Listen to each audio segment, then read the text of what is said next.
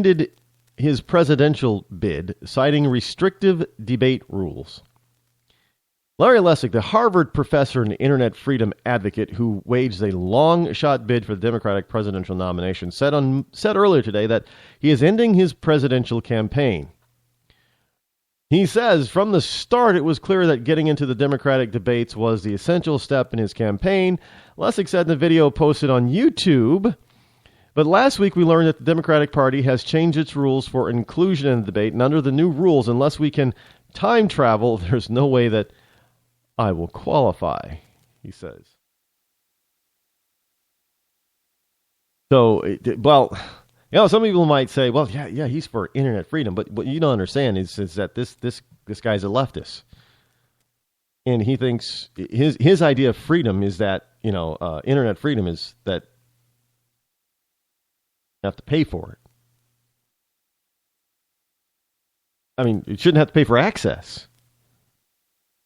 So companies like, Verizon and Comcast and Time Warner, they spent billions and billions of dollars investing in the infrastructure to make it work. This whole internet thing work. Oh, well, they should have done it out of the goodness of their heart, I guess, according to Lessig. Nobody should have to pay for this. No, what we need is more competition in it, but it's very difficult to get that competition when you have government standing in the way. How many places in this country, still the vast majority, I'm sure, still only have one real cable company within their municipal jurisdiction? I mean, sure, you might have Verizon if you're lucky, but there's only one cable company. And that is a government-sponsored monopoly. They call it a franchise. And that particular company pays the municipality a certain amount of money. It varies depending on the municipality, how they figure out the rate of that payment. But they pay the municipality, basically a tax, in order to be the only one in town. Let me tell you something. These cable companies, when it was starting to open up with things like DirecTV and Dish, and then Verizon with their Fios. So the cable companies were upset and pissed. How can you let them? This is why early on, Congress had passed a law, which they recently rescinded and changed and all kinds of stuff. And the FCC changed the regulations on it when they said you couldn't keep a dish from being put up anywhere. And, it could. Lots of places still resisted, and then I remember living in a condo community, and I fought with them. I said, "Look, we want to put up a dish. You can't do that." Well, the FCC says that we can. You can't stop us. Well, we're not so sure that that's what they mean. We're waiting for clarification. Like, well, until then, I'm going to put one up. Well, you can't put one up. Well, the government says you can't prevent me. But we're not sure that that's what they mean. So we went through this argument for 2 years. I wanted DirecTV. I wanted the NFL Sunday Ticket. So for 2 years, I fought with the condo board, who was made up of people. It was a condo. A real estate firm that was handling all that, and they were the ones making the decision. And our stupid condo board was listening to this real estate agent, management company, and not thinking, well, geez, maybe the residents of this community would like to have satellite dish. We can put ordinances in place and have them, they have to be on the roof, and they can't be, they can't be so big or can't be in certain, places in the. No. They just capitulate and say, okay. I went to a condo meeting, and that's exactly what the condo board made up of residents and owners did. They just capitulated to the real estate company because the real estate company didn't want to deal with it. Well, because you can't have anything from the outside penetrating into the inside because you don't own the outside. Well, that's kind of asinine because obviously we have lights on the outside, right? Yeah. You know, your front door, your back door, you got lights on the outside, right? Yes. Well, that light is powered by electricity, which has a line that obviously has to go into the building from the outside. Yes, and your point, Mr. Eccles? I guess I don't have a point. But this is the type of idiocy that we get on a national level. It's nothing more than an arrogance because these people are on a power trip that think that they have the right to tell you how to live your life. Well, you see, Mr. Government, I only need a major medical plan. Nope. You got to have the kind of plan we tell you because you need it. No, I don't need it, and I don't want it. I want this plan. Well, that plan for you is illegal, so you can't have it because we said so. And most Americans will just throw up their hands, shrug their shoulders, and say, okay. That's how we get this stuff, and it stays around because nobody wants to fight to get rid of it. And then we keep electing the same people who are not willing to fight for us. And then we sit back and complain, well, no, Boehner isn't doing anything. Well, how many times did Boehner get reelected? How many times? And even you people from Ohio were sitting back complaining about Boehner's his performance. But then what did you do? You reelected him time and time again. Now look, it takes more than just talking about this stuff. It takes action. You people got to get out there and you've got to take action because, you know, as I've said before, you're the government. You and I are this government. And if we have this kind of government, it is because it's the government that we put into place and we have allowed to stay. You got TSA people out there that are still groping and fondling people. Why? Because we, the people, have decided that we're going to keep electing the people who aren't going to fight this. So of course we're going to end up with that. And it's going to stay.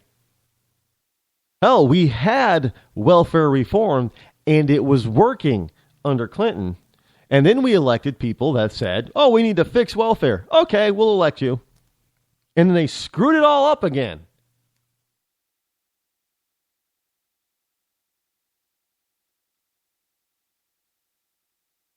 Now we've come to the part where we have somebody who is running on the Democratic ticket that is openly admitting that he's a socialist, bordering on communist. And he openly admits, yeah, my plan will cost $18 trillion. So stop talking about her damn emails and talk about my plan to bankrupt America.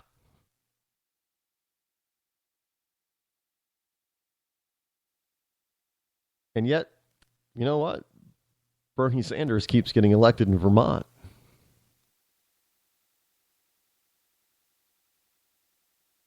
So, if you Vermonters out there are complaining about Bernie, well, hey, you elected him.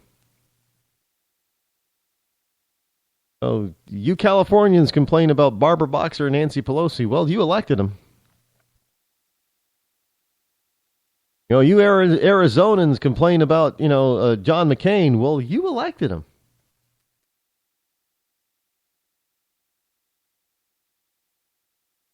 When it comes right down to it, it's not their fault, really. People in elected office. It's not their fault. You're probably saying, how is it not their fault, Rod? Because you elected them. I know I get this all the time. Well, I didn't vote for him. Well, I didn't vote for him either. But you know what? If true conservatives aren't out there winning, being elected, it means that those of us who are constitutional conservatives, myself included, are not doing our job well enough.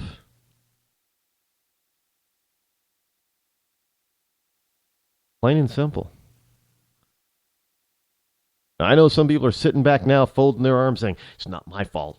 I voted for the other guy. I voted for the conservative. Well, how many people did you convince to vote the way you voted?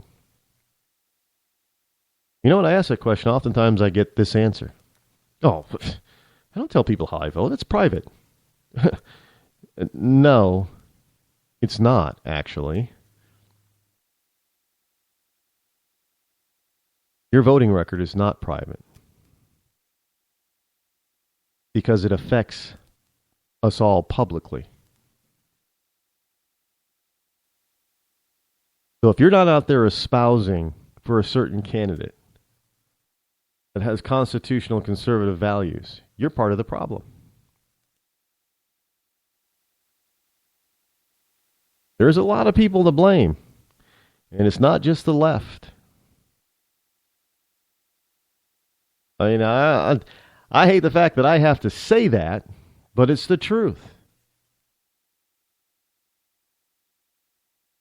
I mean, go out there and be a blowhard. I don't care. That's probably what's needed.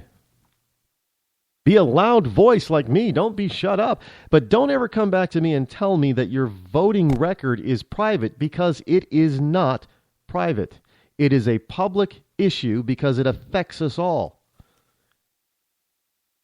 Even if I don't live in your state, your decision about who you send to Washington obviously affects me. It's not private. And you need to get off your lazy ass and start being a blowhard and start espousing what you believe to people around you and start convincing them that your way is the right way, because the other people out there are convincing enough other people on the other side to go and vote for their candidate or for some lazy ass, moderate, and they get elected and do what they want them to do. And they're the minority and they act like the majority. And we, the majority, sit around and start complaining, well, man, I didn't vote for them and I didn't vote for. But did you tell anybody else to vote for the guy that you wanted? Probably not. So again, I say, we the people, all of us, have gotten the government that we, the people, elected. And until we start taking a different take on this and start taking personal responsibility on how we go out there and vote and how we spread the word and how we convince other people and to convince other people to vote in a constitutional conservative manner, we too are at fault. And we're going to end up with more jackasses like Obama. Not just as president, but as senators and congressmen on both a state and federal level. And one day when you wake up, you're going to wake up and say, hey, Sonny, let me tell you about the country I once grew up in. It was once free. Sorry, you don't know about it. That'll be a sad day, and that day is coming. We're just getting started, so week's just beginning. But until then, have a wonderful evening. I'm Rod Eccles. I'm out.